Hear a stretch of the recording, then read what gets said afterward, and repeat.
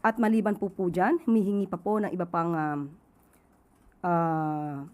pahayag or information ang ating Pangulo sa Czech Republic. Pero hindi na po napagbigyan ang Pangulo dahil sa may sinusunod ang Czech Republic na international law, European and national laws. Yusek, follow-up lang po doon sa meeting ni Presidente with the Ambassador of France and Chargé d'Affaires of Czech. So kinumpirma na na-detain po si Zaldico. Ano po ang nabanggit ng Chargé d'Affaires? Gaano po katagal na-detain itong si Zaldico and bakit daw po pinalaya? Okay, nung sinabi po ito ng Chargé d'Affaires ng Czech Republic, yun lamang po ang kinumpirma niya sa Pangulo. Talagang na-detain si Mr. Zaldico sa Czech Republic dahil nga po sa invalid travel documents. At maliban po dyan, humihingi pa po ng iba pang pahayag or information ang ating Pangulo sa Czech Republic.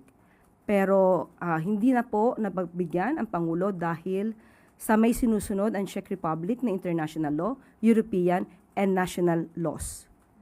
At sabi po niya kung pwede nga po na makahingi pa ng tulong mismo sa gobyerno ng Czech Republic para mas marami pang impormasyon na maibibigay dahil nga po kahit si Secretary Vida ang pumunta sa Czech Republic ay hindi na po nabigyan ng additional information.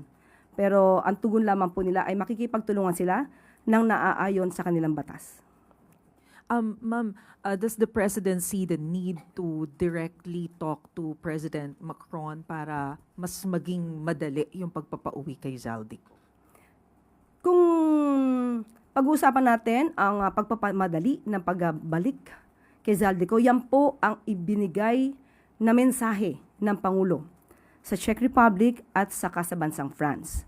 At muli, ang sabi nila, hindi po sila makakapagbigay ng impormasyon lalo na't kung may individual case for a political asylum. So yun lamang po ang nakuha na impormasyon natin kahapon kasama ang Pangulo. Si Pangulo ang nakipag-usap at sinabi po niya na dismayado po siya sa nangyari at very unsatisfactory yung naging result. Dahil habang patuloy na nakikipag-ugnayan ang bansa sa Czech Republic habang nandoon si Zaldico ay biglang naputol ang pagbibigay ng impormasyon. Last na lang po, ano po yung commitment na ibinigay ng France at saka ng Czech Republic kay PBBM with regards to the case of Zaldico? Nandun pa rin po, ang bilateral relations ay hindi maapektuhan at ibibigay ang anumang impormasyon basta naaayon ito sa kanilang batas.